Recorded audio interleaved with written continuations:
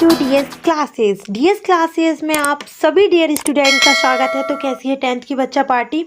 देखो आज बहुत ही सभी को पता है कि कल पेपर है और आज जो है सभी बच्चे सोच रहे हैं कि जल्दी से जल्दी सारी चीज़ें जो है कंप्लीट हो जाए। तो आप सभी के लिए मतलब एक सुनहरा अवसर है कि एक्सट्रैक्ट ऑल एक्सट्रैक्ट एक ही वीडियो में। अब सभी एक्सट्रैक्ट तो पढ़ लिए हैं लेकिन एक बार रिवाइज करना तो बनता है, क्योंकि अगर आप भूले तो आपके नंबर कटेंगे और नंबर कटेंगे तो आपको अति दुख होगा। तो वो सब अपन को नहीं करना। जैसे फर्स्ट दिया है कि read the following extract from the prose and answer the question below. यहाँ पर आपको क्या करना है, पहले पूरे एक्सट्रैक्ट को पढ़ना है और फिर इसके बाद क्या करना है, वन बाय वन आंसर देने हैं, ठीक है। और जितने भी, ये तो भूलिए नहीं कि मैंने सारे एक्सट्रैक्ट ले लिए, मैंने वही एक्सट्रैक्ट लिए जो मोस्ट आईएमपी है। और मतलब ये समझ लीजिए इससे आउट ऑफ तो बिल्कुल नहीं जाएगा, ये 101% गारंटी है, ठीक है। तो ये तो बिल्कुल मत सोचना अरे यार एक वीडियो देखना है फिर और देखना पड़ेगा फिर और कुछ नहीं देखना है, बस इसको देख लीजिए, बाकी आपका सारा काम हो गया। इसके पहले भी मैंने कौन सी all object in one shot बना के रखी और मैंने कमेंट में पहले से अटैच कर दिए, तो आप वो वीडियो देख लीजिए, उसमें सारे ऑब्जेक्ट आपके क्लियर हो जाएंगे और उससे आउट ऑफ तो ऑब्जेक्ट आने ही नहीं है। ये हम लोगों का वादा है आप सभी से, डीएस क्लासेस की तरफ से मेरा वादा है कि इससे आउट ऑफ कुछ नहीं आना है। बस आप ये प्रैक्टिस कर लीजिए और बस 1 मिनट रिवीजन कर लीजिए। ज़्यादा से ज़्यादा आपके 10-15 मिनट खर्च होंगे लेकिन सारा जो है आपको समझ में आ जाएगा। तो स्टार्ट करें। जैसे कि फर्स्ट एक्सट्रैक्ट में लिखा है, The house, the only one in the entire valley, sat on the crest of a low hill. From this height, one could see the river and the field of ripcorn dotted with flower that always promised a good harvest. ये कौन से lesson में से है हम सभी को पता है, आपको पता है कि नहीं, हमें कमेंट सेक्शन में जल्दी से बता दीजिए।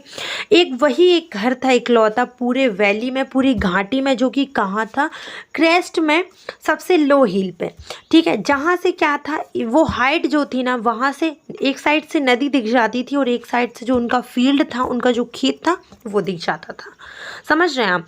और जो मतलब खेती थी उनकी उस कगार पे आ गई थी कि वो मतलब पक चुके थे, जो मक्के थे वो पक चुके थे, उनमें जो था डॉटेड फ्लावर आ गए थे और जो है वो प्रॉमिस कर रही थी एक अच्छी फसल देने का। मतलब उनको इतना 101% चांसेस थे कि इस बार की जो फसल होगी ना वो बहुत बहुत बहुत अच्छी होगी, ठीक है।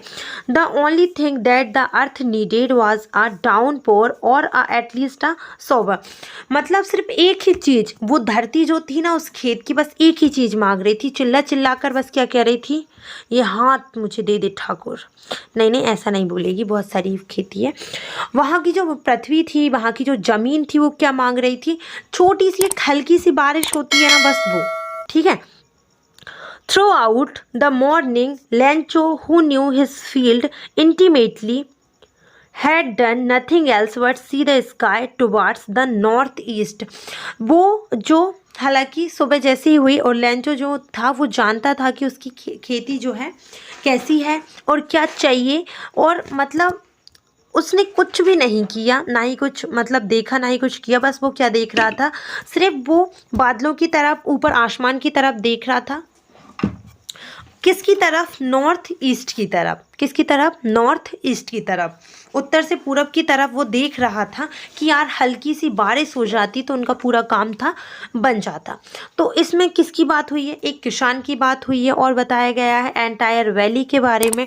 तो कुछ याद आ रहा है हमने क्या पढ़ रखा है, हमने पढ़ रखा है फर्स्ट लेसन ही है आपका, from which lesson has this text been taken. मतलब किस लेसन में से, किस पार्ट में से इन लाइनों को लिया गया है। अब जो समझदार बच्चे थे वो तो बता ही देंगे कि किस में से लिया गया है ना। लेकिन जिनको नहीं पता है उनको मैं बता दूं कि ये किस में से लिया गया है, हिज फर्स्ट फ्लाइट या फिर ब्लैक एरोप्लेन या फिर a letter to God. So right answer है क्या, बताइए आप लोग। थोड़ा सा वीडियो को पॉज करिए और कमेंट में आंसर दीजिए, ठीक है। सो राइट आंसर है आपका अ लेटर टू गॉड। क्या है इसका right answer, a letter to God. Second देखते हैं हम, सेकंड देखेंगे तो सेकंड पे चलिए, पहले चलना पड़ेगा, थोड़ा सा दूर है। Where was Lencho's house situated. जो लेंचो है उसका घर कहाँ बना हुआ था, या फिर कहाँ पर स्थापित था। ठीक है, तो at the foot of a hill, या फिर इन द ब्लेस, या फिर on the crest of a low hill. अब जिनको पता है या फिर जो पहले से पढ़ चुके हैं उनके लिए तो मतलब तारीफ़ काबिल हो गया कि सबसे सिंपल वाला एक्सट्रैक्ट आ गया है। बट जिनने नहीं पढ़ा है वो एक थोड़ी सी चालाकी कर सकते हैं, क्योंकि टाइम कब है, आपको बिल्कुल चांसेस ही नहीं है कि कुछ और अच्छी चीज़ की जाए। और लेसन पढ़ेंगे तो शायद टाइम वेस्ट ज़्यादा होगा आप सभी का, और ये वाली बेवकूफ़ी तो आप करेंगे नहीं, है ना। तो उसके लिए एक अच्छा सा ट्रिक है कि आप इसी में ढूंढ लें। कैसे, आप देखिए, आपको फर्स्ट में ही बताया गया था कि पूरी एंटायर वैली में उसका घर कहाँ पर था। द हाउस, फर्स्ट में ही बात हुई थी। The crest of a low हिल, ये वर्ड समझ रहे हो, ये वर्ड ही आपको आपकी मंजिल की तरफ लेकर जाएंगे। कौन सी मंजिल? पास होने की मंजिल। On the crest of a low hill, ठीक है, राइट आंसर यही होगा। ठीक है, तो समस्या का हल हो गया क्या अपना खत्म। अब हम बढ़ते हैं आगे।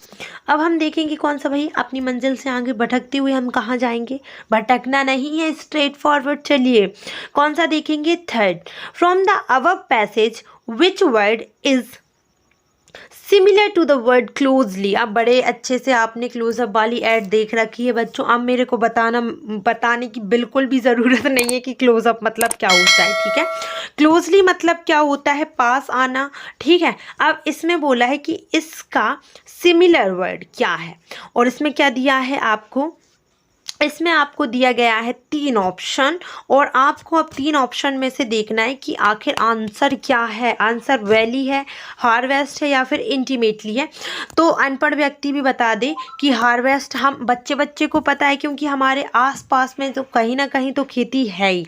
और वैली से कुछ भी आप अगर थोड़ा बहुत ही माइंड में, तो मतलब हार्वेस्ट तो कहीं से कहीं तक नहीं होगा, और वैली भी थोड़ा सा कोई हद तक तो अपन को पता रहता है ना कि यार वैली तो घाटी की बात हो रही थी। बच्चा अपने पास एक लास्ट ऑप्शन जो कि है क्या? इंटीमेटली, और यही सही आंसर है। अगर थोड़ा सा दिमाग लगाकर आप इस सिचुएशन को समझेंगे तो आपको बहुत अच्छे से समझ आ जाएगा। चलिए बढ़ते हैं एक्सट्रैक्ट 2 की तरफ। लिखा है 10th May dawned bright and clear. For the past few days I had been pleasantly beside by dignitaries and world leader who were coming to the pay their respect before the inauguration. इसमें बोला गया है जो 10 मई की सुबह थी वो बहुत ही ब्राइट थी, क्लियर थी, क्योंकि अब जो है सारा कुछ ख़त्म हो गया था। और जो है लॉन्ग वॉक टू फ्रीडम में जो नेल्सन मंडेला जी थे वो प्रेसिडेंट की जो शपथ है वो लेने वाले थे। तो वो इनॉग्रेशन जो हो रहा था, उद्घाटन जो होने वाला था, उससे पहले जो बड़े बड़े नेता थे, गणमान्य, सम्मान्य, ऐसे सो उनसे मिलकर, और वो क्या करने के लिए आ रहे थे? इनॉग्रेशन से पहले उनको क्या देने आ रहे थे? मतलब रिस्पेक्ट, और उनसे बात करने। तो उन्हें बहुत ही प्लेजेंटली फील हो रहा था। प्लेजेंटली मतलब खुशी, आनंद अनुभव हो रहा था। ठीक है, क्योंकि अब जो है सारा कुछ ख़त्म हो गया था, और जो रंग भेद की नीति है वो भी समाप्त हो गई थी। ठीक है, इतना समझ आया। The inauguration would be the largest gathering. मैं बहुत जल्दी समझाने की कोशिश कर रही हूँ, स्किप मत करिए आप लोग, क्योंकि स्किप करेंगे तो आपको जो एक्सट्रैक्ट है वो समझ में नहीं आएगा। और हो सकता है कि जो यहाँ पर आपको अल्टरनेटिव इस एक्सट्रैक्ट में दिए, कुछ घुमा फिरा कर वो दूसरे अल्टरनेटिव भी पूछ लें, तो ये दिक्कत हो सकती है। लेकिन अगर आप एक्सट्रैक्ट सही से समझ लेंगे तो फिर अल्टरनेटिव कोई से भी आ जाए, आप आँख बंद करके कर सकते हैं। तो थोड़ा सा टाइम दीजिए, ज़्यादा टाइम तो मैं खुद नहीं ले रही हूँ आपको। ये वीडियो 10 से 15 मिनट की रहेगी, बस इसमें आप कर लेंगे, बस स्किप ना करें। The inauguration would be the largest gathering ever of international leader on south Africa soil. ये जो उद्घाटन था ना, उस साउथ अफ्रीका की ज़मीन पर पहला ऐसा सबसे बड़ा गैदरिंग इनॉग्रेशन था, जिसमें बहुत सारे लोग जो हैं इकट्ठा हुए थे। सबसे लार्जेस्ट गैदरिंग एवर। ठीक है, और यहाँ पर अलग अलग प्रकार के नेता भी आए थे। द सेरेमनी, अब आगे बोला गया है, और थोड़ा सा प्लेस पर ध्यान देना, क्योंकि इसमें जो है प्लेस पर जोर दिया गया है, क्योंकि वो अल्टरनेटिव में पूछे जाएंगे। और पता है क्या, इन एक्सट्रैक्ट से एक फ़ायदा भी होने वाला है। इन एक्सट्रैक्ट को पढ़कर आप कुछ क्वेश्चन जो रहेंगे ना शॉर्ट टाइप, उनके भी आंसर दे सकती हैं, समझ रहे। तो ये आपके डबल बोनस पॉइंट है कि हाँ इसको पढ़। The ceremony took place in the lovely sandstone amphitheater formed by the Union Building in Pretoria for decades. This had been the seat of white supremacy, and now it was the site of rainbow gathering of different color and nation for the instantly of South Africa first democratic non-racial government। देखिए यहाँ पर बोला गया है कि ये जो आपकी सेरेमनी रखी गई थी, जो समारोह था वहाँ का, वो कहाँ पर रखा गया था? सैंडस्टोन अपार्थिएट formed by the union building. जो यूनियन बिल्डिंग थी कहाँ पर थी? वो प्रिटोरियो में थी। तो यहाँ पर कई मतलब दशकों से, दसों सालों की बात हो रही, डिकेट्स मतलब दसों सालों की बात हो रही है। ये जो दसों सालों से जो परंपरा आ रही थी ना वाइट सुपरमेशी की, यहाँ पर सिर्फ उनको ही गैदरिंग किया जाता था, उनको ही इकट्ठा किया जाता था, और उनका ही जो था जितने भी मतलब होते थे, सेरेमनी होती थी, इनॉग्रेशन होता था, सब उन्हीं का होता था, ठीक है। लेकिन अब क्या है, अब यहाँ पर ये क्या बन चुका था? लाइक अ रेनबो गैदरिंग। मतलब यहाँ पर डिफरेंट कलर के लोग थे, कोई सांवले थे, कोई काले थे, कोई गोरे थे। मतलब ऐसा नहीं था कि अब कालों का शासन आ गया है तो वो गोरे लोगों को प्रताड़ित करेंगे या ऑप्रेस्ड करेंगे, ऐसा कुछ नहीं था। अब यहाँ पर जो था ना different colour, the sight of rainbow gathering of different colour, ठीक है। मतलब यहाँ पर सभी कलर के लोग थे। And nation for the instantly of South Africa first democratic, ये एक पहला लोकतांत्रिक चयन था साउथ अफ्रीका में, जिसमें किसको निर्वाचित किया गया था? नेल्सन मंडेला जी को, ठीक है। और ये जो थी नॉन रेशियल गवर्नमेंट थी, है ना। तो यहाँ पर अब क्वेश्चन क्या पूछा गया है इसमें बच्चों कि from which lesson has this text been taken most. ये तो क्वेश्चन आपके एक्सट्रैक्ट में पूछा ही जाएगा, और मैंने सभी से बोला है कि जितनी भी पोयम है ना, जितनी भी पोयम है, उन सभी के आप क्या लिख लें? पोएटों के नाम लिख लें और याद कर लें। कुछ थोड़ा सा लॉजिक लगा लें कि इसका ये है, इसका ये है, ताकि आपको दिक्कत ना हो, लेकिन कर लें, क्योंकि आपके उसमें नंबर कटेंगे अगर आपने गलत करके आए तो, ठीक है।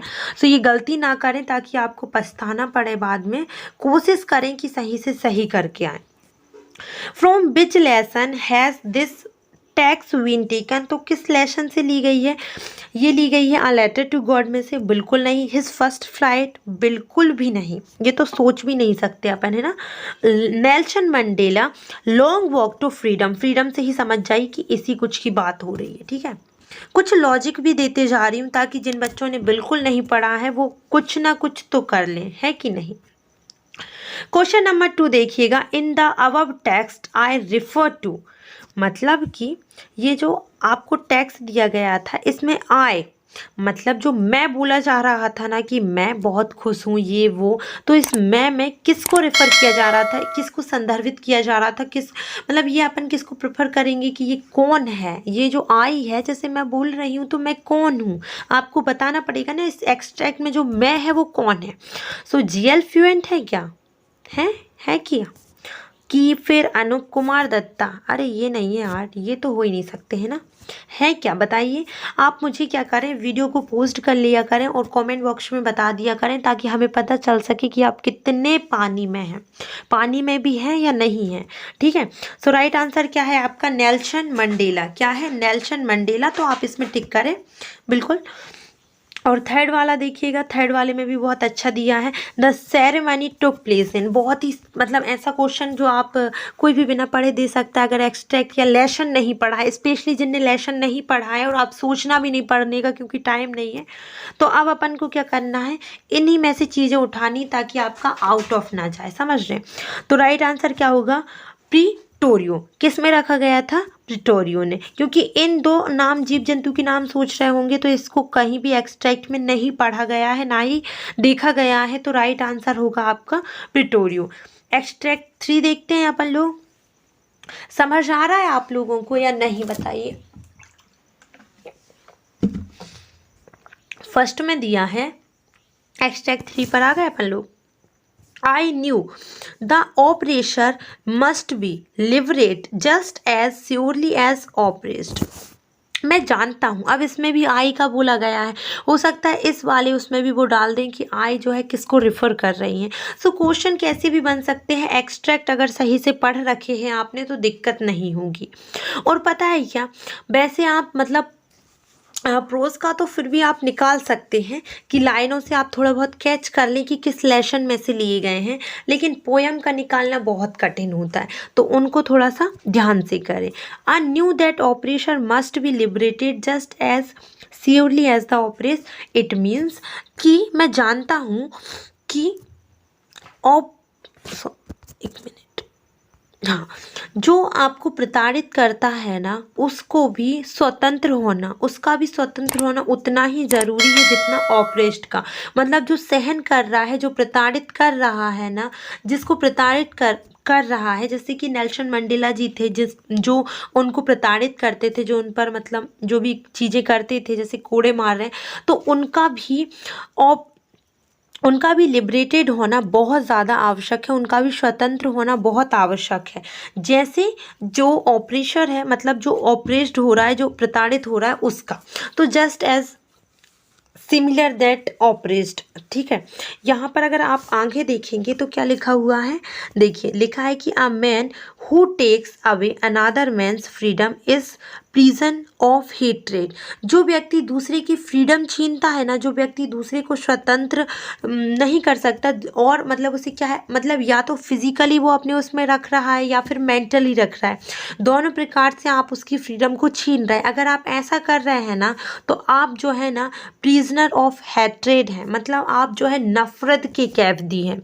किसके कैदी हैं? नफरत के। बात समझ में आ रही है? अगर आपने किसी के साथ ऐसा किया है ना तो मत करना।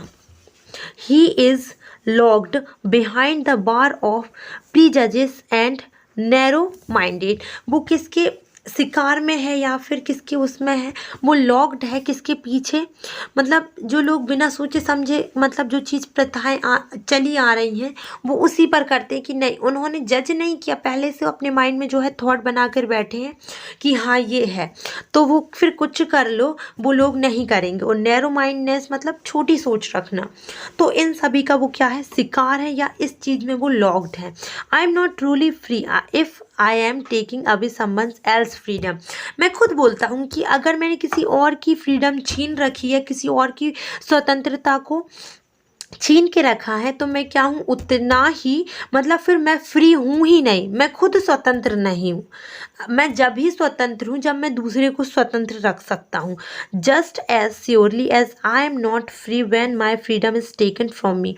जस्ट वैसे ही अगर किसी ने मेरी फ्रीडम छीन ली है तो मैं क्या हूँ, स्वतंत्र नहीं हूँ। जस्ट एज वैसे ही मैं क्या हूँ, अगर मैंने किसी और की फ्रीडम छीनी है तो मैं फिर भी क्या हूँ, फ्री नहीं हूँ। दोनों बात को समझना, ठीक है। The oppressed and the oppressor alike are robbed for of their humanity sorry. जो ऑपरेस्ड होता है और जो ऑपरेशर होता है, वो दोनों ही क्या है, उन दोनों के ही अंदर इंसानियत है। ठीक है, अब यहाँ पर आप देखिए आगे जरा, सोच रहे होंगे इतना पकाने का मोटिव क्या है। भाई ये पकाने का मोटिव ये है कि जब आप पेपर में लिखें ना तो खिचड़ी स्वादिष्ट लगनी चाहिए। ठीक है, क्या है, अभी आप पढ़ लेंगे, निकल जाएगा माइंड से। देखिए 2-4 मिनट की तो बात है, लेकिन अभी आपके पास इतना टाइम है कि आप ये 2-4 मिनट जब हम वेस्ट करेंगे ना तो वो आपका जो 1 मिनट होगा ना पेपर में, वो क्या होगा, सेव हो जाएगा। किसके लिए सेव हो जाएगा कि आप जो है ना फिर इस एक्सट्रैक्ट को ऐसे थोड़ी ना पढ़ेंगे। इस एक्सट्रैक्ट के सिर्फ आप क्या देखेंगे, अल्टरनेटिव देखेंगे, और अल्टरनेटिव देखते ही आप लोग टिक लगा देंगे, है ना पॉइंट वाली बात। तो पकाने का उद्देश्य यही है कि खिचड़ी स्वादिष्ट बने। Who is the writer of the lesson from which this text has been taken. फिर से भाई क्वेश्चन आ गया कि नहीं, कौन है भाई इस कहानी का राइटर, ऑटोबायोग्राफी किसकी है ये, नेल्सन मंडेला की। जहाँ जहाँ फ्रीडम की बात आए, जहाँ जहाँ ऑपरेशन की बात आए, आंख बंद करके उस राइटर का नाम नेल्सन मंडेला लिख दें आप लोग। ठीक है, ये ट्रिक है कि आप अपने जो राइटर हैं एक्सट्रैक्ट के उसके बारे में पता लगा सकते हैं। पर्सनल जासूस रखें थोड़ा सा अपने माइंड में। A man who takes away another man's freedom is, जो व्यक्ति दूसरे की फ्रीडम को छीनता है उसको क्या बोला जाता है? आपको पता है? मुझे भी नहीं पता यार, क्या होगा अपना। अब हाँ यही तो है भाई, यही है, सही आ गए अपन लोग। रास्ता भटकते भटकते आंसर पे आ ही गए। आप प्रिजनर ऑफ सुपेरिटी, हाँ, या फिर आप प्रिजनर ऑफ सेल्फ वैल्यू, या फिर आप प्रिजनर ऑफ हेट्रेड। वो व्यक्ति जो दूसरे की जो है क्या छीनता है, फ्रीडम को छीनता है, वो यही कहलाता है। क्या कहलाता है बोलिए ना। देखिए यहीं पर बोला था ना, क्या बोला था? A prisoner of hatred. तो ये ढूंढ कर भी कर सकते हैं अपन अनसीन पैसेज की तरह। अब किसी ने दिमाग नहीं लगाया, शुरू से नहीं पढ़ा है पार्ट को, तो क्या करे कोई। तो इसका आंसर क्या होगा बच्चों? बिल्कुल सही जा रहे हो। अगर आप हेट्रेड की तरफ जा रहे हो तो जाइए थोड़ा सा और आगे, पुश करिए अपने आप को। Find out the word from the above text which is opposite of the word wide. Wide का अपोजिट वर्ड क्या है बताइए? वाइड मतलब क्या होता है? बड़ा या फिर अस्वतंत्र? बताइए। वाइड मतलब होता है क्या? बड़ा। और नैरो मतलब होता है क्या? छोटा। समझ गए कि नहीं? और अगर सिमिलर पूछ लेते तो फिर क्या करते आप लोग यार? फिर तो क्या ना, ऑप्शन में ही नहीं दिया है ना। हाँ तो वो ऑप्शन देंगे भैया, अल्टरनेटिव तो देंगे जब तो आप करेंगे। बढ़े आगे, एक्सट्रैक्ट 4 देख लें। अभी हो गए आप तैयार देखने के लिए? कोई दिक्कत परेशानी बोल दो अभी भी। The young seagull was alone on his leash. His two brothers and his sister had already flown away the day before. जो यंग सिगल था वो अकेला था उसकी हद में, उसकी जो छोटी सी लेस थी उसमें। His two brother and his sister had already flown away the day before. उसके जो भाई बहन थे ना, मतलब उसके जो पिता थे, सॉरी उसके भाई थे, अभी पिता की बात बाद में होगी। उसके जो दोनों भाई थे और जो उसकी बहन थी, वो पहले से ही क्या हो जाती थी, उड़ जाती थी। दिन की शुरुआत होने से पहले ही उड़ जाती थी। समझ रहे हैं आप लोग? He had been afraid to fly with them. और वो क्या करता था, बहुत ज़्यादा डरता था उनके साथ उड़ने से, क्योंकि उसको ऐसा लगता था मेरे पंख तो छोटे छोटे हैं। कई बार अपन को लगता है ना कि हम नहीं पास हो पाएंगे और गलती से पास हो जाते हैं कि नहीं। किस किस के साथ हुआ है ऐसा 9th क्लास में बताओ? तो वही उसके साथ हुआ।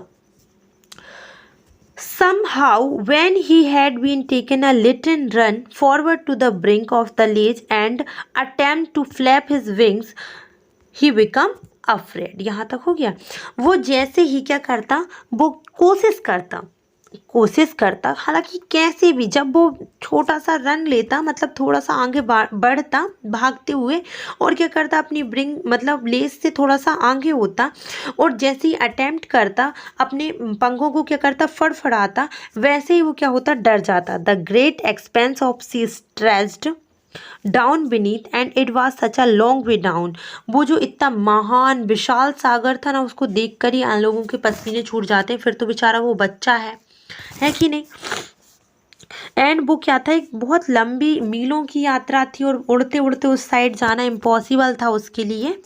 And he felt certain that his wings would never support him. और वो मतलब उसके माइंड में क्या था, मतलब एक निश्चितता बन गई थी, एक सिंपल उसने थॉट प्रोसेस बना ली थी अपने माइंड में कि मेरे जो विंग्स हैं छोटे छोटे, वो मुझे सपोर्ट नहीं करेंगे। And so he bent his head and run away back to the little hole under the ledge where he slept at night. और वो क्या करता, अपने सिर को ऐसे झुकाता। कैसे झुकाएगा यार सिर को, सिगल है, झुकाएगा कैसे? उसकी तो पहले से ऐसे करके गर्दन ऐसी रहती है ना, आपने देखा है सिगल?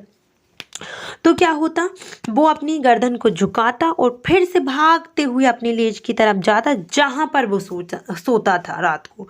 मैंने क्या बोला, वह अपनी कहाँ जाता, अंडर द लेज। कहाँ जाता, अंडर द लेज, उसी लेज में जाता वो रात को जहाँ सोता था। मेरे वर्ड को थोड़ा सा कैच करिएगा, आगे मैं क्वेश्चन करूँगी इसके।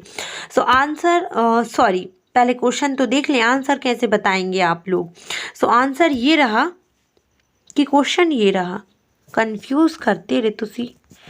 आंसर बोलें कि क्वेश्चन बोलें, बताओ। इतने समझदार हो गए कि क्वेश्चन क्या आएगा, आया समझ कि नहीं? द वर्ड लिटिल मीन्स, यहाँ पर लिटिल का मतलब क्या है? लिटिल का मतलब हम बचपन से पढ़ के आ रहे हैं। कोई कहानी में लिटिल सुना था? मैंने तो सुना था। लिटिल मतलब क्या होता है आपका? छोटा। ठीक है। बिग मतलब, वाइड मतलब या स्मॉल मतलब? वाइड मतलब होता है बड़ा। और यहाँ पर आपको ये बताना है कि द वर्ड लिटिल मीन्स, यहाँ पर आपको ये बताना है कि लिटिल का मीन्स क्या होता है, मतलब क्या होता है। तो स्मॉल इज राइट आंसर। क्या है इसका राइट आंसर? स्मॉल। ठीक है। सेकंड देखिएगा, what happened when he ran to the brink of the ledge. क्या होता था जब वो उसकी लेज से निकल के कहाँ रैन करता, मतलब भागती हुई जाता। जब वो भागता था तो क्या होता था? मतलब उसके अंदर क्या आता था? ही बिकम अफ्रेड, या ही फ्लो अवे, या फिर ही फेल इनटू द सी। क्या वो समुद्र में गिरा था कि नहीं बताओ? या फिर वो बहुत ज़्यादा डर गया था, या फिर वो उड़ गया था? उड़ा तो बाद में था, पहले तो वो डरा था बेचारा। क्या करा था? डरा था। और अफ्रेड मतलब होता है डरना। ठीक है। थर्ड देखिएगा, where did he sleep at night. वो रात को कहाँ सोता था? मैंने बोला था ना आप सभी को कि so he bent his head and run away back to the little hole under the ledge where he slept at night. यहीं से समझ जाइए कि वो कहाँ सोता था, उसकी खुफिया जगह पता चल गई हमें। On a tree, under the लेज, या इन अ वाटर। तो राइट आंसर क्या है? Under the Lay's. क्लियर हुआ इतना? आगे बढ़े। समझ आ रहा है कि नहीं आ रहा बताओ? बन जाएगा ना, पेपर तो सही जाएगा ना। एक्सट्रैक्ट 5 देखिएगा, the moon coming up the in the east behind me and stars were shine in the clear sky above me. जो मून है ईस्ट की तरफ चढ़ रहा था और जस्ट मेरे पीछे, एंड स्टार वर साइन, जो तारे थे वो चमक रहे थे, द क्लियर स्काई अबव मी, और मेरे ऊपर जो था ना एक साफ खुला आसमान था। आपने आसमान देखा है या बादल देखे हैं? बताइए। There wasn't cloud in the sky.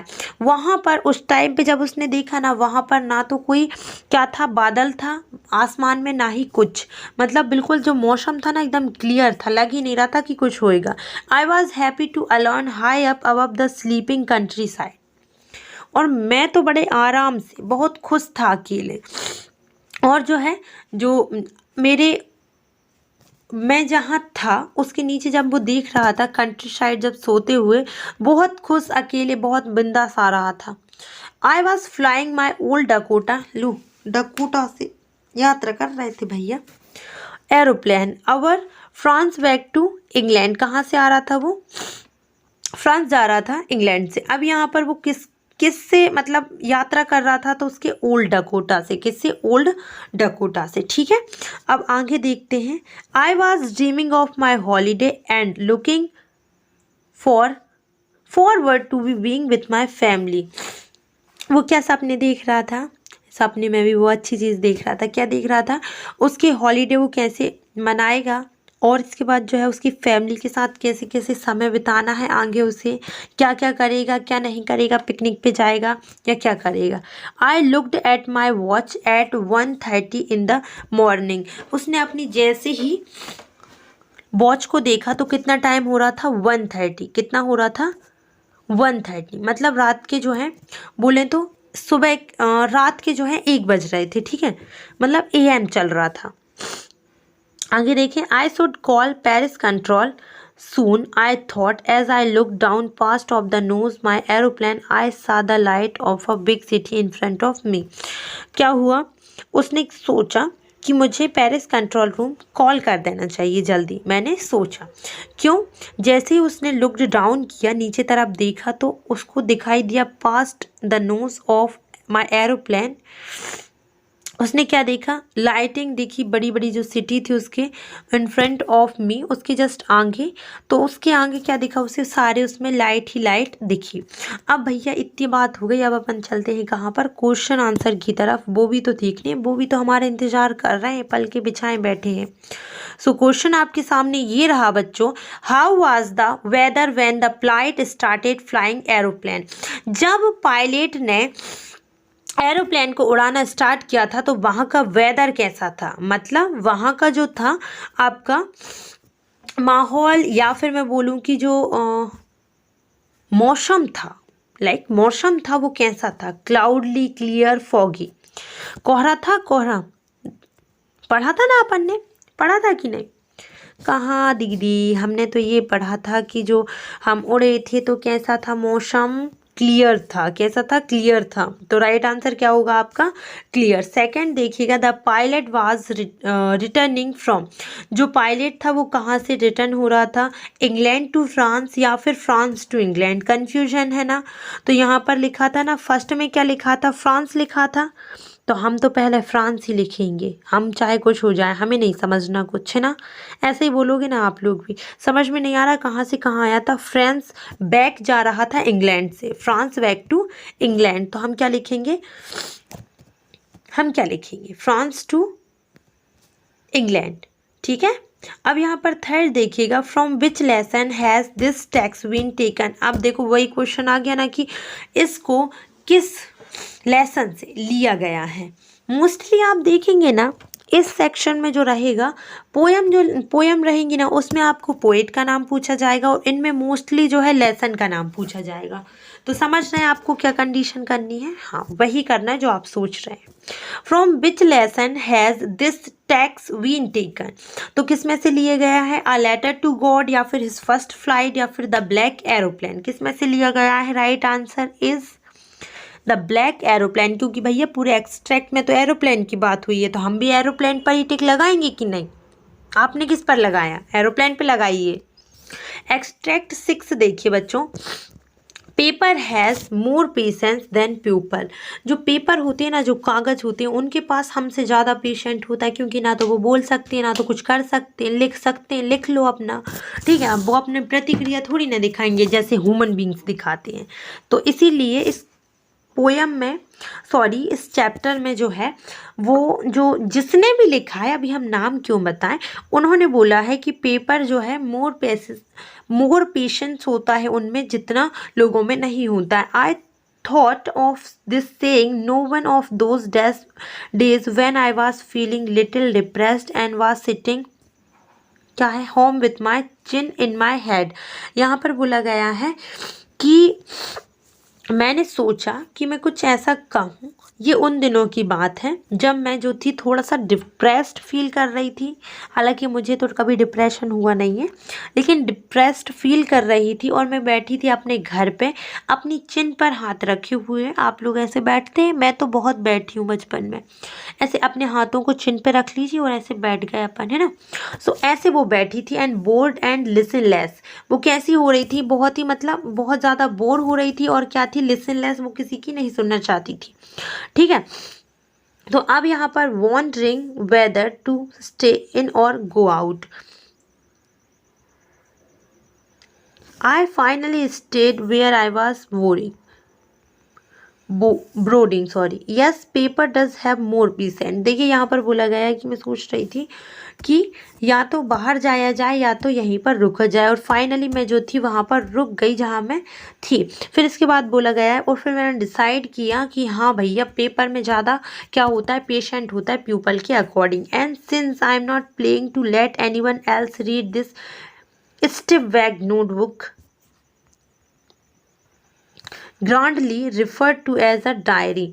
और वो क्या करती है, वो मैंने कोई प्लान नहीं किया था कि कोई भी मेरी इस स्टिफ बैग को पढ़े या मेरी नोटबुक को पढ़े, तो उसने क्या किया, उसको कैसा कर लिया, एज अ डायरी रिफर्ड कर दिया। और unless I should ever find a real friend, जब तक मैं नया दोस्त नहीं प्राप्त कर लूँ, जब तक मुझे नया दोस्त नहीं मिल जाए, it probably want make a bit of different. ठीक है, तो शायद जो है ये थोड़ा सा अलग होगा उससे, लेकिन मैं इसको कुछ और बना के देखूंगी, ठीक है। मतलब यहाँ पर वो जब तक इस डायरी को रखेगी जब तक उसे एक सच्चा दोस्त ना मिल जाए, रियल फ्रेंड, समझ रहे, चुगलीखोरी वाली नहीं, बिल्कुल ऐसी जिस पे आप आंख बंद करके भरोसा रख सकें, बिना पीठ पीछे भी आपकी क्या बुराई ना सुन सके। ऐसा दोस्त होता है ना, अपना बचपन वाला मित्र होता है, मेरे भी है, आपके भी होंगे। From which lesson has this text been taken, मैंने बोला था ना, फिर से यही पूछा कि ये लाइनें किस लेसन में से ली गई हैं। सो ब्लैक एरोप्लेन, बिल्कुल गलत जवाब। From the diary of Anne Frank या फिर हिज फर्स्ट फ्लाइट, इनमें क्या करना है, 1 2 3 ना करें, अपन ऐसे वाले काम नहीं करते भैया। यहाँ पर डायरी की बात हुई है और यहाँ पर भी जो है डायरी की बात हुई है, तो राइट आंसर क्या होगा, यही होगा। और जिन बच्चों ने पढ़ रखा है लेसन को, वो तो ये गैसिंग वाली बात ही नहीं है फिर कि क्या क्या कैसा। आंख बंद करके लगा दीजिए कि from the diary of Anne Frank, ठीक है। सेकेंड देखिए, who has more patience than people, किसके पास ज़्यादा पेशेंट होता है, लोगों के पास या फिर लोगों से ज़्यादा किसके पास पेशेंट होता है, पेशेंस होती है कि नहीं। सो किस में होता है। इसके बाद जो एक्सट्रैक्ट है उसमें लड़ाई भी हुई है इस बात को लेकर कि हाँ भैया हमने डिक्लेयर कर लिया कि नहीं, हम जो बोल रहे थे वही सही है। तो लोगों में होता है क्या पेशेंस, मुझ में तो नहीं है, आप में बताइए है क्या। सुन लेते हैं आप आपके घर परिवार की बातें। तो राइट आंसर है भाई पेपर। आप लोग जो है सारा खिचड़ी पकाते होंगे अपनी पर्सनल डायरियों में, वही लिखना है इसका आंसर भी। Which of these words is similar to the word brooding, ये जो ब्रोडिंग है इसका सिमिलर वर्ड क्या है, मतलब आप ये तो वर्ड मीनिंग भी समझ सकते हैं कि इसका मीन्स क्या हो सकता है, या फिर आप सिमिलर भी समझ सकते हैं, ठीक है, या फिर सिनोनिम भी दे सकते हैं इसकी जगह आप, सिमिलर की जगह, ठीक है। बात एक ही हो रही है कि इसका अर्थ जो है किससे मिल रहा है, तो थॉटफुल से मिल रहा है। थॉटफुल मतलब होता है एक ऐसा विचार या कोई गहन सोच करना, और ब्रॉडिंग मतलब भी वही होता है, ठीक है। अब हम देखेंगे एक्सट्रैक्ट नंबर 7, क्या लिखा है, writing in a diary is real strength experience for someone like me, मतलब जो है इसमें बोला गया है कि डायरी लिखना एक बहुत ही स्ट्रेंथ एक्सपीरियंस होता है, एक मतलब अलग एक्सपीरियंस। अब जिनने नहीं लिखी है उसको लिए क्या होगा, जैसे हम कुछ डायरी लिख रहे हैं तो हमें ऐसा लगता है अरे हम लिख ही क्या रहे हैं, ठीक है, तो एक उसके लिए एक अलग फीलिंग थी, ये अलग तरीका था उसके लिए। Not only because I have never written anything before, सिर्फ इसलिए नहीं कि मैंने पहले कभी कुछ नहीं लिखा है, but also because it seems to me then later और neither I nor anyone else will be interest in the missing of a 13-year-old school girl, शायद ये इसलिए भी, बट ऑल्सो क्योंकि मुझे ऐसा लग रहा था, मुझे ऐसे प्रतीत हो रहा था कि कुछ दिनों बाद ना तो कोई इसे पढ़ेगा, ना ही तो कोई इसमें इंटरेस्ट होगा, क्योंकि कोई 13 साल की लड़की की, एक स्कूल गर्ल जो विद्यार्थी है किसी विद्यालय में, क्यों सुनना पसंद करेगा या पढ़ना पसंद करेगा, शायद इसलिए भी। ओ वेल इट डजेंट मैटर, फिर वो सोचती है, जैसे वो होता है ना, लेडीज से चुगलियाँ करती हैं, है ना, फिर चुगलियाँ कर ली, फिर लास्ट में क्या बोलते, खैर हमें क्या, है ना। तो हम कई बार बोलते हैं oh what it doesn't matter, ये तो मैटर ही नहीं करता है ना भाई, चुगली तो हो गई, बात खत्म, ओपिनियन शेयर हो गए, बात खत्म हो जाती है ना। तो ये वही वाली बात हो गई कि अब मुझे इससे फ़र्क क्या पड़ता है कि कोई इंटरेस्टेड है या नहीं है। आई फील लाइक राइट, मैं लिखना चाहती हूँ, लाइक मैं चुगली करना चाहती हूँ तो मैं करूँगी, मुझे कोई फ़र्क नहीं पड़ता है, लाइक वैसा ही आई फील लाइक राइटिंग, मुझे लगता है कि मैं लिखूँ बस। And I have an even greater need to get all kind of things off my chest, और मैं क्या करती हूँ, मैं सारा जितना भी मतलब मुझे ज़रूरत है मेरे शरीर में, या फिर मेरे मतलब अपन कहते ना, हम हमारे हृदय का भार उतारना चाह रहे हैं, तो वो भी यही सोचती है कि मैं अपनी जितनी भी बातें हैं वो इसमें लिख दूँ, मुझे इसकी ज़रूरत है, क्योंकि उसके पास जो है कोई भी रियल फ्रेंड नहीं था। समझ में आ गई बात, मैंने अपने शब्दों में समझाने की कोशिश करी, जितना अच्छा मुझसे बना उतना अच्छा प्रयास कर रही हूँ कि आपको जल्दी 1 शॉट में सारा कुछ मिल जाए, और जितने जल्दी हो सके उतनी जल्दी वीडियो को बनाने की कोशिश भी की जा रही है, ताकि आपका टाइम वेस्ट ना हो, ठीक है। तो क्वेश्चन नंबर 1 देख लें, नेम ऑफ द चैप्टर, लो वही बात हो गई ना, वही इस देखो इसमें कई, देखो अपन ने कितने 6 से 7 एक्सट्रैक्ट पढ़ लिए, किसी ने भी ये पूछा कि इसके राइटर कौन है या इसके ऑथर कौन है, लेकिन सब ये जरूर पूछते हैं कि भाई ये किस लेसन से लिखी गई है। तो हाँ घबराइए सही आप थोड़ा सा, मैं आपको सारे लेसन और सारे पोयम के क्या राइटर और मतलब लेसन और राइटर सभी के नाम एक उसमें दे देती हूँ, ताकि आप लिस्ट से याद कर लें, है ना। तो वो वीडियो आप बताइए कब तक डालें, 1 घंटे बाद डाल दें इसके, नेम द चैप्टर, इसका चैप्टर का नाम क्या है? अ लेटर टू गॉड, या Nelson Mandela long walk to freedom, या फिर टू स्टोरी अबाउट फ्लाइंग, या फिर from the diary of Anne Frank. मुझे तो कुछ ऐसा लग रहा है कि ये आंसर इसका सी वाला है। आप बताइए पहले कौन सा होगा। नहीं नहीं यार, ये तो डायरी लिखा है, मतलब हमें पता चल गया अब डायरी की बात होगी तो from the diary of Anne Frank की बात होगी। समझ गए? अभी भी समझे कि नहीं समझे, बोलिए हाँ या ना। समझ आ रहा है कुछ कुछ थोड़ा बहुत।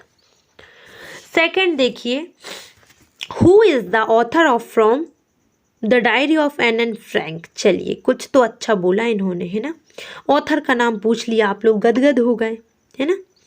तो अब आप ऑथर का ही नाम बता दीजिए इस स्टोरी का, इस चैप्टर का। तो इसका भाई सिंपल सी बात है, जहाँ डायरी की बात होती है उस राइटर क्या है उनका? एन फ्रैंक है, क्योंकि उनकी डायरी के बारे में टोटल बात की गई है और उन्होंने ही लिखी है, सिंपल सी बात है। और यहाँ पर मैं एक बात और बता दूँ, जहाँ पर लॉन्ग वॉक टू फ्रीडम की बात होगी तो वो ऑटोबायोग्राफी है। उसके जस्ट सामने जो नेल्सन मंडेला बड़े बड़े शब्दों में लिखा है वही उसका वही उनके ऑथर है, वही उनका क्या है? राइटर है। राइटर, ऑथर या फिर कंपोज्ड, ठीक है, ये बात एक ही हो रही है। तो राइट आंसर लगा दें, ठीक है, समझ गए आप लोग? Anne Frank. थर्ड देख लें अपन लोग, हु नहीं है यार, वॉट है ना। What did the Anne Frank to do to take things off her chest. उन्होंने अपने दिल का, हृदय का भार उतारने के लिए क्या किया था एन फ्रैंक ने? उन्होंने she would sleep a lot, she would eat a lot, या फिर सी वुड प्ले अलॉट, या फिर नन ऑफ दिस। भैया वो लिखना चाहती थी डायरी का, डायरी में है, बट इसमें तो वो ऑप्शन ही नहीं दिया है, that is means none of this, इनमें से कोई भी नहीं, सारे गलत हैं। कुछ बच्चे महान होंगे जो सोचेंगे सी वुड स्लीप अलॉट, वो बहुत ज़्यादा क्या करना चाहती थी? सोना चाहती थी। बट बिल्कुल बिल्कुल बिल्कुल भी महा से भी महा वाला गलत सवाल हो गया ये तो, क्योंकि इसमें या तो आंसर देना था या फिर ये पूछना ही नहीं था। ऐसा थोड़ी ना होता है कि नन ऑफ दीज करें, ऐसा क्यों करें हम, है ना, कुछ तो होना चाहिए। द बेकर यूजली, हाँ एक्सट्रैक्ट 8 पे आ गए आप, सो तो नहीं गए, सोना नहीं है, अब पेपर है। The baker usually collect his bills at the end of the month. जो बेकर्स होते हैं ना, वो क्या करते हैं, जनरली ये काम करते हैं कि मंथ के लास्ट में ही जो है बिल कलेक्ट कर दें। वो होता है ना एक मंथली हिसाब लगा लें, यार इतना पैसा बच रहा है, इतना इसको देना, इतना इसको देना, तो बेकर लोगों का भी वही होता था। फिर इसके बाद monthly account use to be recorded on some wall in pencil. और क्या होता था, पहले के ज़माने में कागज़ नहीं करते थे यूज़, बेकर लोग जो थे वहाँ के गोवा के, वो क्या करते थे, वॉल पर क्या थे, इन पेंसिल से सारे जो है मंथली जितने भी रिकॉर्डेड था जितने भी बिल थे सारे का लिख लेते थे। Baking was indeed a profitable profession is the old days. पुराने दिन में जो बेकर्स लोगों का काम था ना, ब्रेड का, वो एक प्रॉफिटेबल मतलब फ़ायदेमंद प्रोफेशन था, उसमें बहुत ज़्यादा फ़ायदा होता था। समझ रहे हैं आप? The baker and his family never starved. Starve मतलब क्या होता है, सबसे पहले जान लें। स्टार्व हो सकता है ये पूछ लें कि what is the meaning of starved. तो स्टार्व मतलब होता है भूखा। मतलब पहले जो बेकर होते थे ना और उनकी फैमिली थी, वो कभी भी भूखी नहीं रहती थी। His family and his servant always looked happy and prosperous। उनके जो बेकर जो थे ना, वो उनकी फैमिली और उनके जो नौकर चाकर थे ना, जो काम करते थे उनके उस पर, वो कभी भी मतलब कभी भी दुखी तो होते ही नहीं थे, हमेशा जो थे खुशी दिखते थे और हमेशा जो है प्रॉस्पेरियस दिखते थे। Their plump physique was an open testimony to this। Even today any person with a jackfruit like a physical appreciation is easily compared to baker. आज की कंडीशन में अगर कोई बच्चा या कोई व्यक्ति अच्छा खुश है, सभी तरीके से समृद्ध है, तो उसको किसी से भी, मतलब जो लोग थे ना, वो किससे कंपैरिजन कर देते थे, जैसे फिजिकली वो सही दिख रहा है, मतलब ओल्ड एज की बात हो रही है, अगर कोई हट्टा खट्टा अच्छा दिख रहा है ना, तो लोग बाग समझते थे ये बेकर ही है। समझ गए? तो ये थॉट प्रोसेस था ओल्ड एज का, और खासकर कहाँ का, गोवा का। Where were the monthly, where war नहीं, गलत मत समझिए, where were the monthly accounts of the baker recorded. जो मंथली अकाउंट्स थे या जो मंथली मतलब रिकॉर्ड था उनका, वो कहाँ पर लिखा जाता था? Where were the monthly accounts of the bakers recorded? कहाँ रिकॉर्ड करते थे? पेपर पे, डायरी पे, नोटबुक पे। जैसे मैंने आप सभी को बोला था, फर्स्ट में ही आएगा इसका आंसर। कहाँ है? वॉल्स पर। कहाँ पर करते थे वो भाई? वॉल्स पे करते थे। अब यहाँ पर 2 देखिए, the baker and his family never start because baking was, जो बेकिंग का प्रोफेशन है वो कैसा था? मैंने क्या बोला था? फायदेमंद। फायदेमंद इट मीन्स प्रॉफिटेबल। क्या? प्रॉफिटेबल। तो राइट आंसर क्या होगा? Not profitable. हैं? सही बताओ। बिल्कुल गलत। ऐसा थोड़ी ना है। नॉट प्रॉफिटेबल का मतलब क्या होता है? बिल्कुल फायदेमंद नहीं था। तो ऐसा तो मैंने बोला ही नहीं था, मैंने बोला था प्रॉफिटेबल है। तो राइट आंसर इज प्रॉफिटेबल। अब यहाँ थर्ड दिया है कि the baker and his family always starve. True and false. यहाँ पर ये बोला है कि जो उसकी फैमिली होती है बेकर की, और वो भूखे रहते थे हमेशा। तो ऐसा सही है कि गलत है? बिल्कुल गलत भैया। वो क्या रहते थे?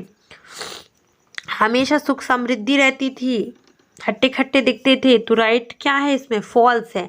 अब कुछ बच्चे ट्रू ना कर दें क्योंकि इसमें लिखा है ऑलवेज स्टार्व। नॉट तो कहीं लिखा ही नहीं है, नॉट नहीं लिखा, इट मीन्स ये फॉल्स है।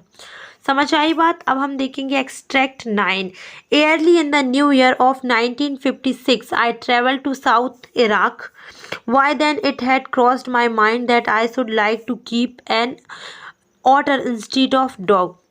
जब 1956 में मैं कहाँ पर ट्रैवल कर रहा था? साउथ इराक में। जब मैं सोच रहा था तो मेरे माइंड में क्या हुआ? क्रॉस्ड हुआ। क्या हुआ? क्रॉस्ड की मुझे डॉग की जगह एक ऑटर को ले जाना चाहिए। And that Camusfearna ringed by water stones throw from its door would be an immediately suitable sports for this experiment.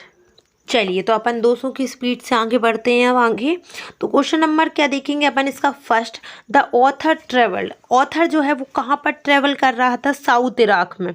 तो इसमें लिखा है क्या? यूएसए, ऑस्ट्रेलिया, जापान या फिर इराक? तो राइट आंसर क्या होगा? इराक। क्या होगा? इराक। क्योंकि अब इसमें साउथ नहीं दिया है तो हम बनाए तो नहीं, अचार बना सकते हैं, साउथ इराक को थोड़ी बनाएंगे अपन, है ना। तो राइट आंसर क्या होगा? Iraq. When did the author travel? जो ऑथर जी हैं वो कब ट्रेवल कर रहे हैं? तो एक ही सन तो दिया है भाई, वही दे देते।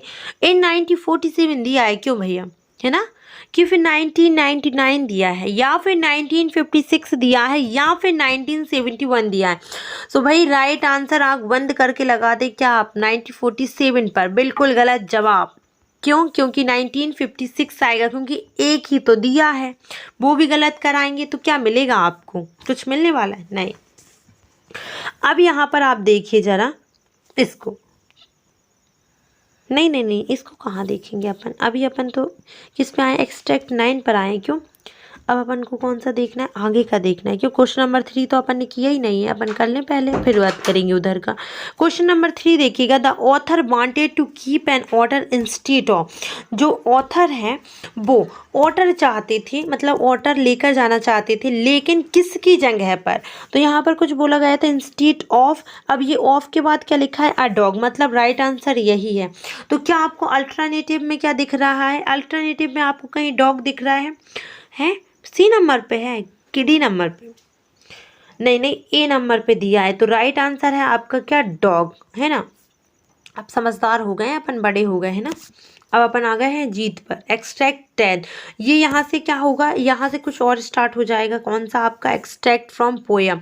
ये जो मैंने 10 एक्सट्रैक्ट करवाए ना आप सभी को, अभी इतना सारा पढ़ाया, इससे आउट ऑफ अगर चला गया तो आप डीएस क्लासेस पर कमेंट कर दीजिएगा। ऐसा कुछ हो ही नहीं सकता है, क्योंकि मुझे पक्का पता है 120% की गारंटी है कि इससे आउट ऑफ जाना ही नहीं है। ठीक है, तो एक ही शॉट में आपका सारा काम हो गया। बस आपको स्किप नहीं करना है, वीडियो को स्किप किया और बात गई, है ना। क्योंकि हर सेकंड में आपका जो है मोटिव छुपा हुआ है, हर सेकंड में सेंस छुपा हुआ है। आगे बढ़े अपन। अब अपन थोड़ी और स्पीड से चलते हैं ना, 210 की स्पीड से चलते हैं। चलिए। Word for Wally standing at the front door was very sorry every wit is enjoyable as any of the elaborated game other children played। यहाँ पर बोला गया है कि जो बली है उसको डोर के सामने खड़ा होना, हर एक छोटा छोटा मोमेंट एंजॉय करना बहुत क्या देता था, मतलब उसके बहुत खुशी होती थी, वो बहुत इंजॉय फील करती थी उसमें। Watching the street gave her many new unusual experience, जो स्ट्रीट में वो वॉच करती थी ना, उससे उसको बहुत सारे अनयूजुअल एक्सपीरियंस मिलते थे, ऐसे मतलब जिनको उपयोग में तो नहीं ला सकते, लेकिन फिर भी उसको बहुत सारे एक्सपीरियंस मिलते थे। ठीक है, फिर the most fascinating things of all was the travel between her village and the nearest town। और मोस्ट सबसे अच्छी थिंग क्या थी उस चीज़ में, जब सबसे फैसिनेटिंग चीज़ क्या थी, उस वो जो बस थी ना, ये उसका टाउन, मतलब ये उसका क्या है, ब्लेज है, और ये उसका टाउन है, इसके बीच में चलती थी, है ना। तो यहाँ से ट्रैवल करती हैं, तो all of the bus was travel between her village and nearest town. तो यहाँ से गई, यहाँ से यहाँ उसका घर है, तो उसको हर एक बस का जो पैसेंजर है वो सब कुछ देखती थी, और ये ही चीज़ें उसके लिए इंजॉयबल थी। हालांकि अगर अपन ऐसे काम करने लगे तो लोग वो कहेंगे कि काहे के लिए फ्री खड़े, कुछ काम ही कर दो हमारा, है ना। लेकिन पोइट है, मतलब राइटर है, ऑथर है, लिख दिया, कुछ भी हो गया काम। It passed through her street each hour. और भैया बहुत अच्छी बात ये थी कि जो वो थी ना, उसके स्ट्रीट से हर एक घंटे में बस निकलती थी। Once going to the town and once coming back, हर एक घंटे में, प्रत्येक घंटे में। ठीक है, और एक बार वो कहाँ जाती थी, टाउन जाती थी, और एक बार जो है उसके ब्लेज जाती थी। क्लियर है ना। अब क्या होगा, अब कुछ नहीं होगा, अपन आगे बढ़ेंगे। The sight of the bus filled each time with a new set of passenger was a source of unending joy for बाली।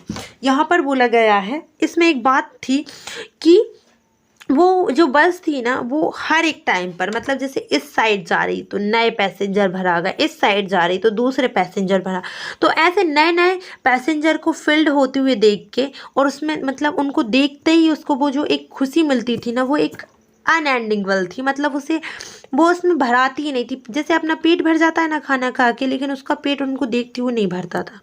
तो ये सारी चीज़ें उसके लिए इंजॉयबल थी, जो कि हमारे लिए क्या होती है, बायादी कहते हैं जिसे हम हिंदी भाषा में। तो ये उसके लिए एक इंजॉयबल चीज़ थी, और यहाँ पर उसकी प्रशंसा की जा रही है ना। अब अपन को भी प्रशंसा ही करना पड़ेगा। What was Valli's favourite pastime, Valli का फेवरेट पास टाइम क्या था।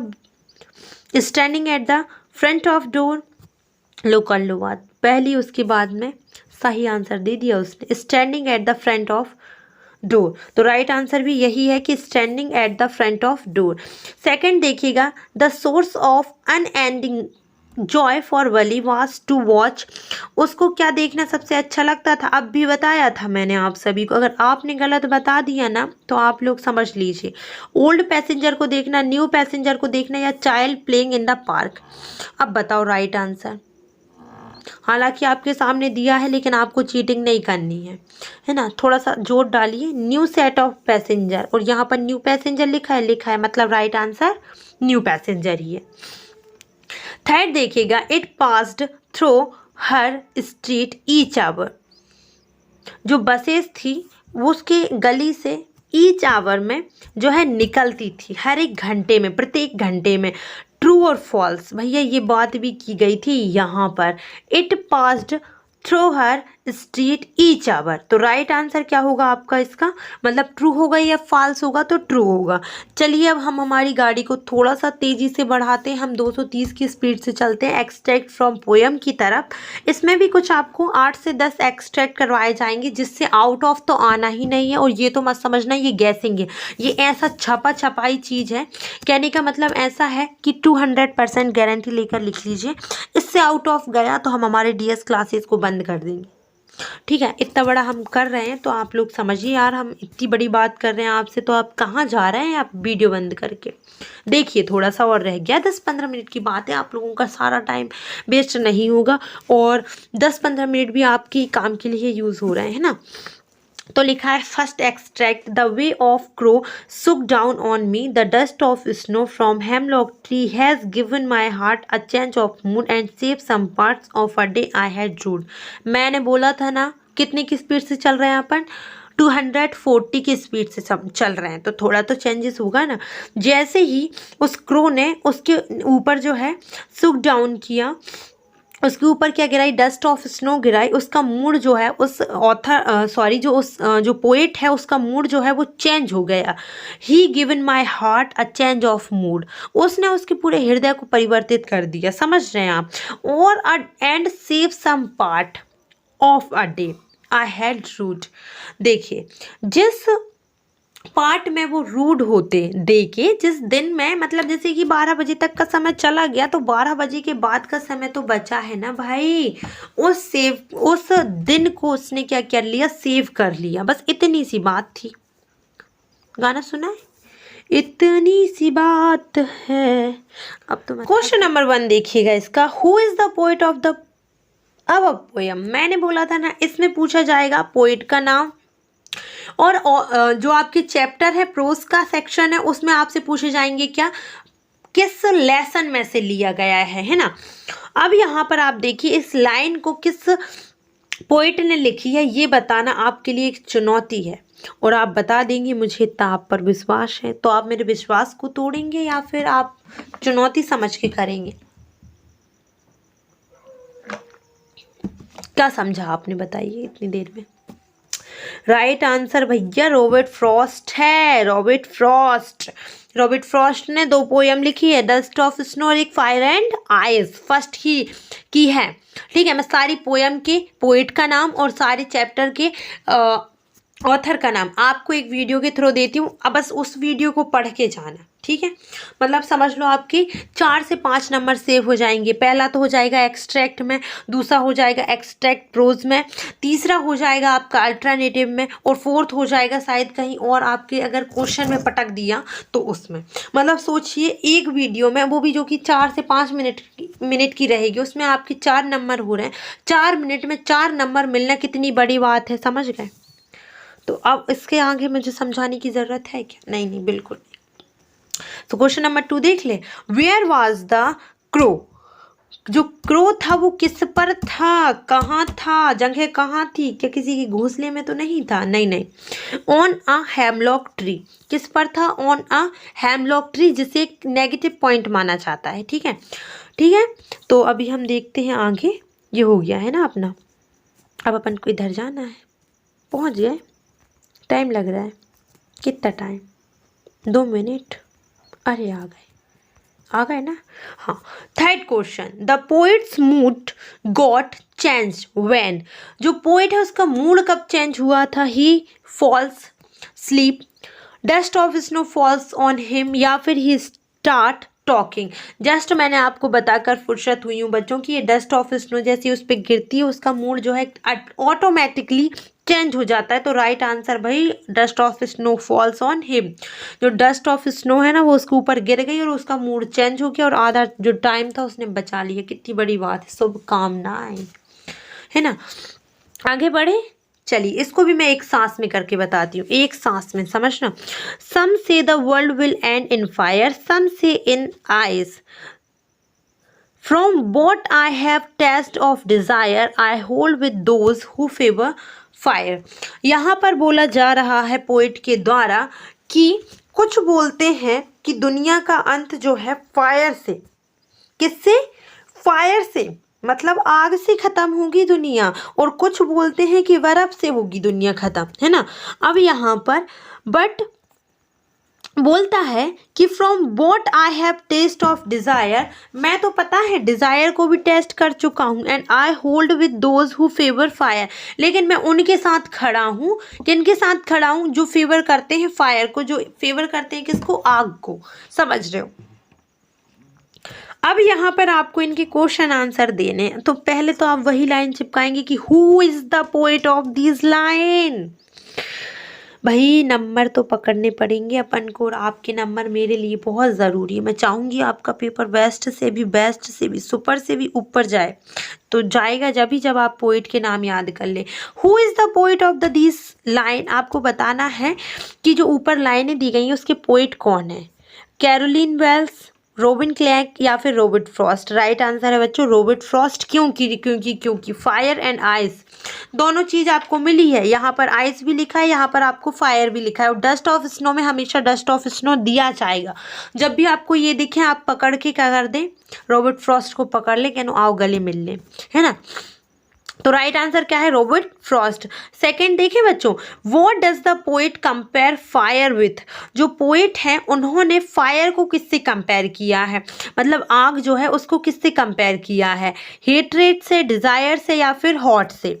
मतलब आपकी नफरत से या फिर अपनी आपकी इच्छा शक्ति से या फिर आपकी गर्माहट से।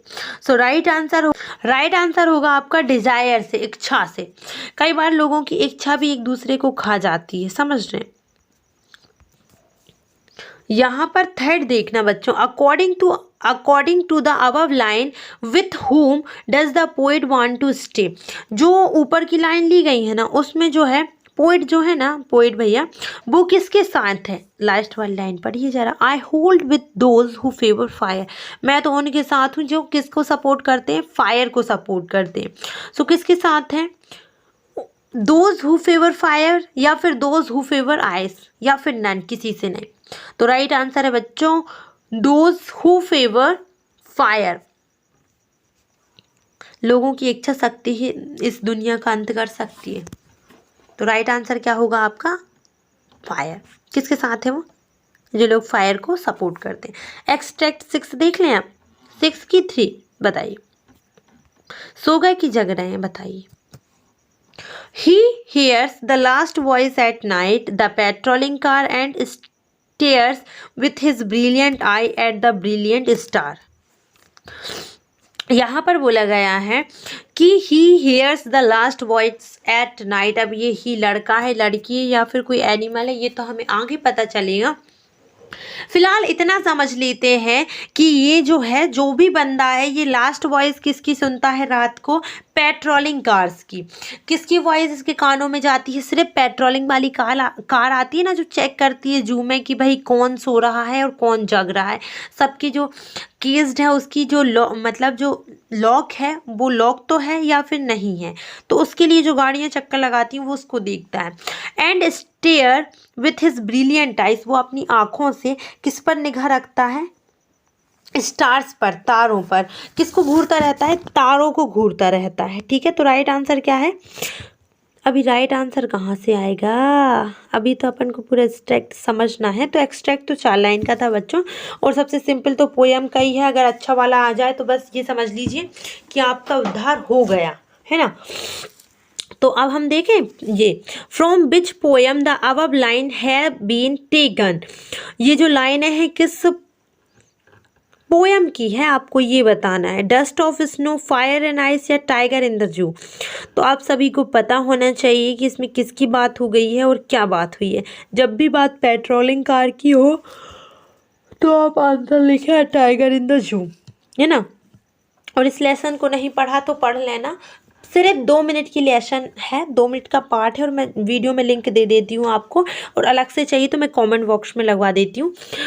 तो आप लोग बस कमेंट कर दिया करें ताकि हमें समझ सके कि आपकी ज़रूरत क्या है, तो उसके हिसाब से हम और तैयारी करें। ठीक है, अब यहाँ पर लिखा है कि what does he stare at, वो किसको घूरता था रात को, पेट्रोलिंग कार्स को या फिर स्टार्स को?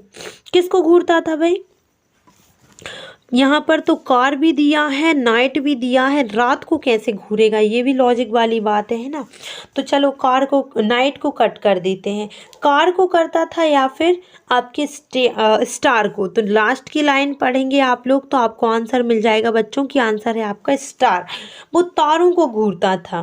थर्ड है, विच of the following is opposite of the word brilliant? Brilliant का अपोजिट क्या है? ब्रिलियंट मतलब होता है शानदार, बहुत इंटेलिजेंट, समझदार, और मतलब कहने का मतलब उज्ज्वल।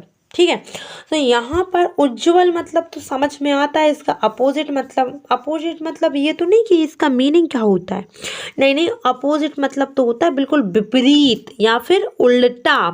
उल्टा सुने हो कि नहीं, बताओ, वर्ड सुने हो कि नहीं, उल्टा, कि पहली बार सुन रहे हो?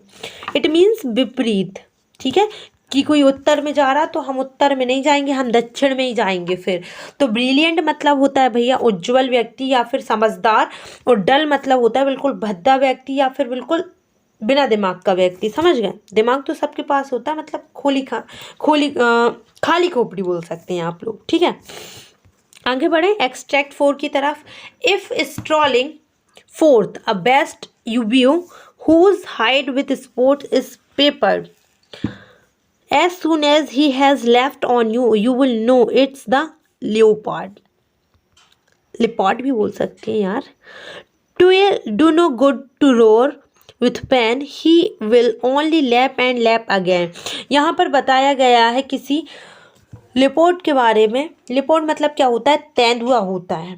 देखिए आपको बताया जा रहा है कि स्ट्रॉलिंग फोर्थ, स्ट्रॉलिंग करते करते अ वेस्ट यू व्यू, कोई जानवर आप देख रहे हैं, ठीक है, और वो जानवर जो है कैसे हाइड है, मतलब इस टाइप से जानवर है। अब देखना, मैं इतनी अच्छी पेंट नहीं करती हूँ कि आप लोग बस तारीफ ही करेंगे मेरी, बुराई किसी ने करी ना तो समझ लेना आप लोग।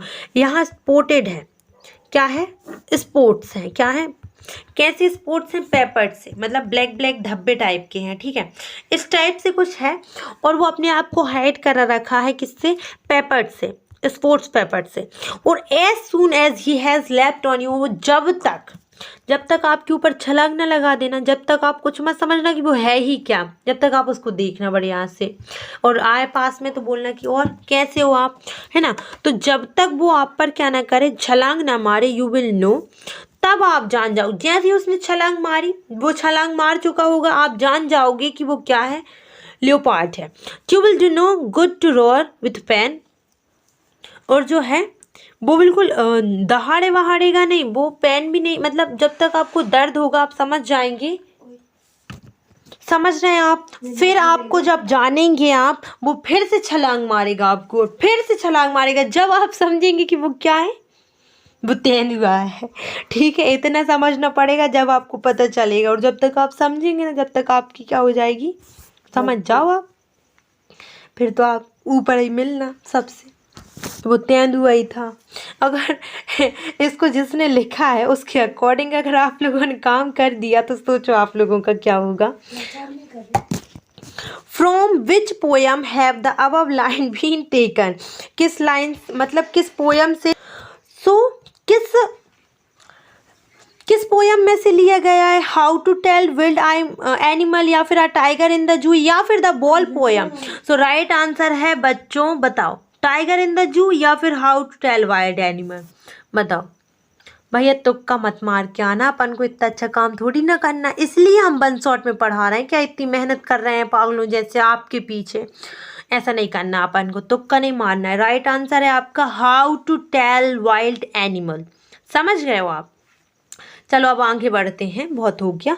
Who has written this poem, किसने लिखा है। अगर ऐसे 2 क्वेश्चन आ गए तो आप लोग बताओ क्या करोगे, क्योंकि मुझे पता है कम से कम यहाँ पर ऐसे बच्चे हैं, लगभग मतलब 20% छोड़ दो, 80% की बात करूँ तो उनको ना तो पोयम के नाम पता है, और अगर पोयम के नाम भी पता है तो ये नहीं पता कि ये लाइनें इसी पोयम की हैं। दूसरी चीज़ ये भी नहीं पता है कि इस पोयम के पोएट कौन है ना। तो ये चीज़ें आप करिए, ताकि मैं आपके लिए एक छोटी सी वीडियो बनाऊंगी कम से कम टाइम की, ताकि आप वो ज़्यादा से ज़्यादा कर सकें।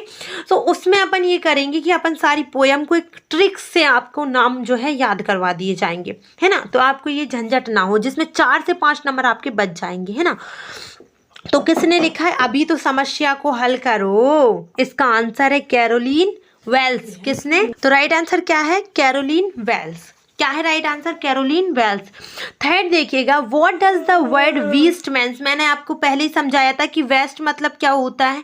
वेस्ट मतलब वो वेस्ट नहीं जो आप समझ रहे हैं, क्योंकि सबके माइंड में वही रहता है, चेस्ट वेस्ट। और आजकल समझदार हो गए तो अपन को पता चल गया है कि लड़के के वेस्ट कहेंगे या चेस्ट कहेंगे, वो लड़की के सीने को क्या कहेंगे। तो अपन इतना दिमाग नहीं लगाते भैया, अपन 10th में है, अपन को क्या करना है, 10th पास करनी है ना। तो इस बेस्ट का मतलब क्या होगा आपका, एनिमल। क्या होगा, एनिमल, है ना। ज़्यादा लंबा ना सोचें।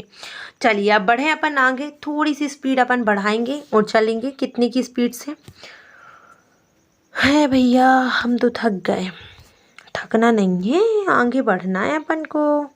एक्सट्रैक्ट 5 देखें, चलिए एक्सट्रैक्ट 5 निकलिए भैया।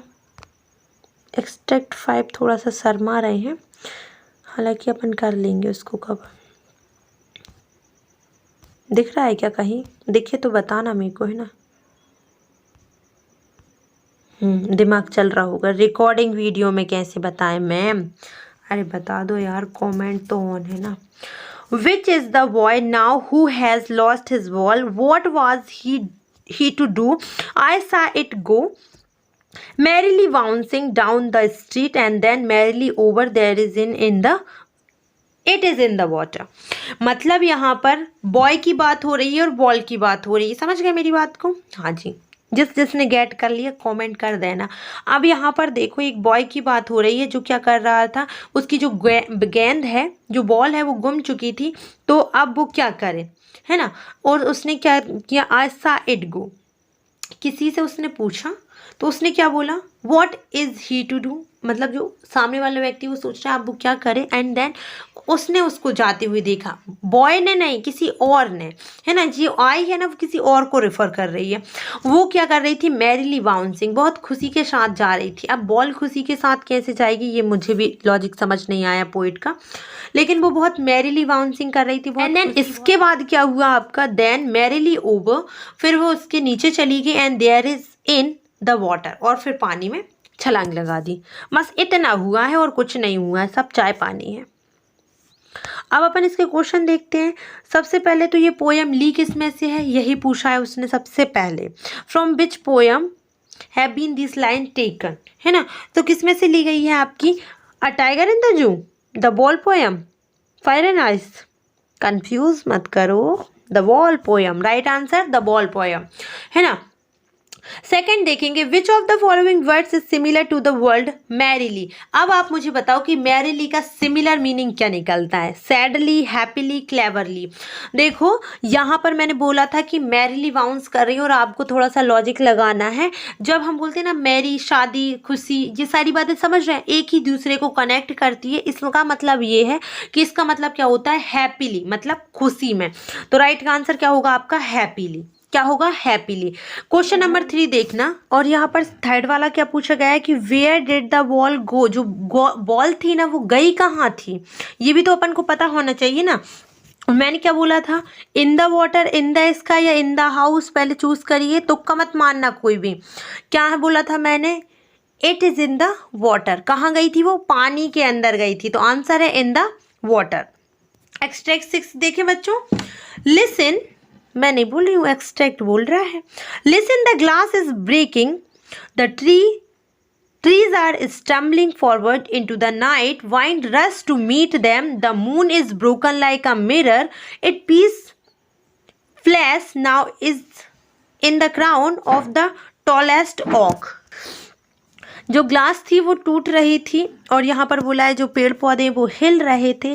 रात का समय था, जो वाइंड थी वो रस कर रही थी एक दूसरे से, मतलब लाइक ऐसे ऐसे दिख रही हूँ मैं भी भूत हूँ भैया।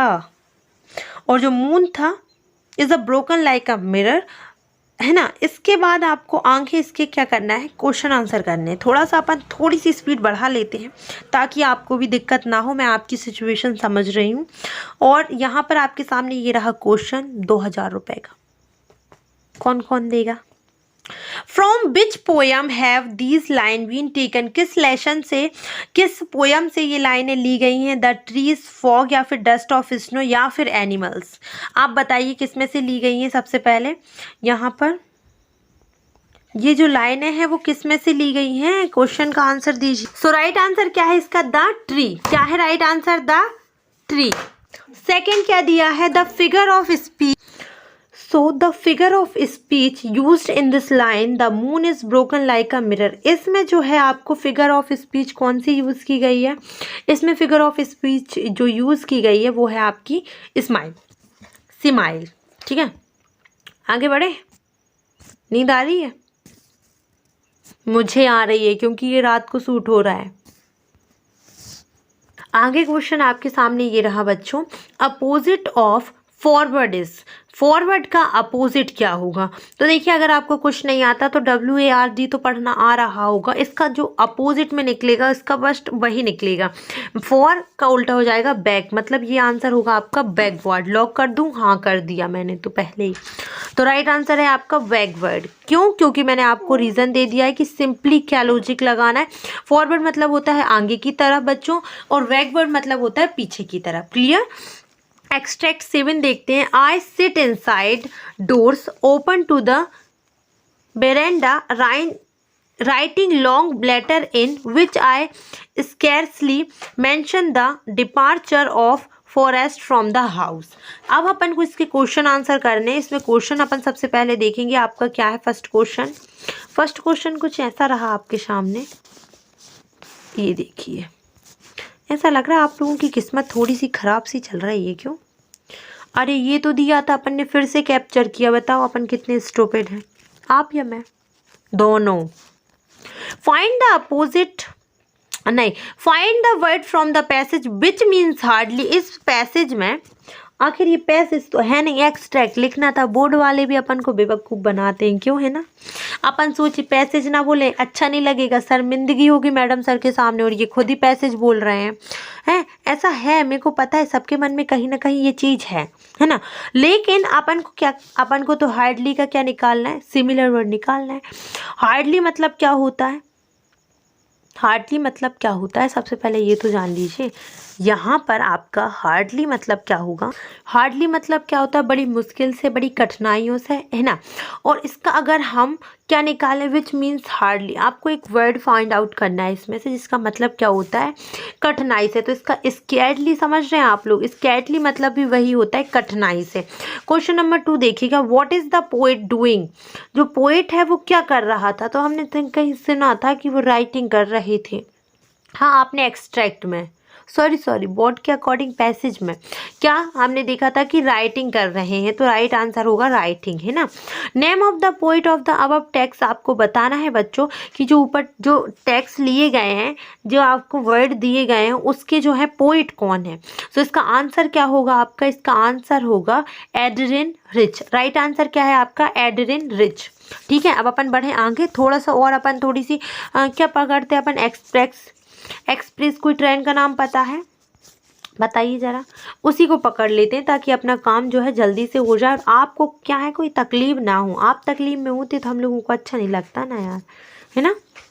एक्सट्रैक्ट 8 देखना है ना अपन को। चलिए एक्सट्रैक्ट 8 देख लेते हैं, कहीं तो दिया होगा, नहीं दिखा तो ढूंढ के लाइए, पकड़िए। अरे ये तो अपन आगे हो गए। चलिए तो थोड़ा सा मेहनत को रोकते हैं।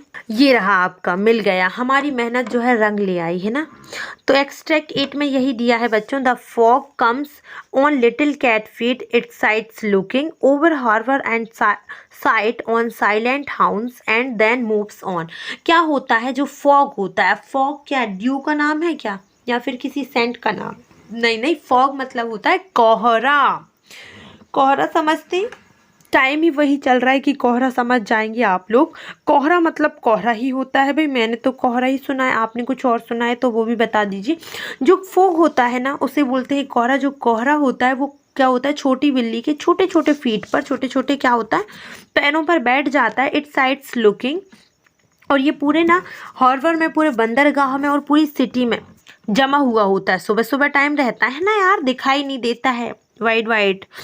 और यहाँ पर बोला है on silent haunches and then moves on. कुछ देर ठहरता है, कुछ देर ठहरने के बाद क्या होता है? उड़ जाता है या मूव्स ऑन हो जाता है, वहां से चला जाता है। अब यहाँ पर the fog is compared to किससे? कैट से। यहाँ पर सेकंड है the fog sits looking over harbour and city. यहाँ पर थर्ड है name of the poet of the above text. जो ऊपर पोएट मतलब जो टेक्स्ट दिए उसके पोएट कौन है? राइट आंसर है कार्ल सैंडबर्ग। एक्सट्रैक्ट 9 देखें, थोड़ा सा मैंने बोला था एक्सप्रेस को पकड़ लीजिए।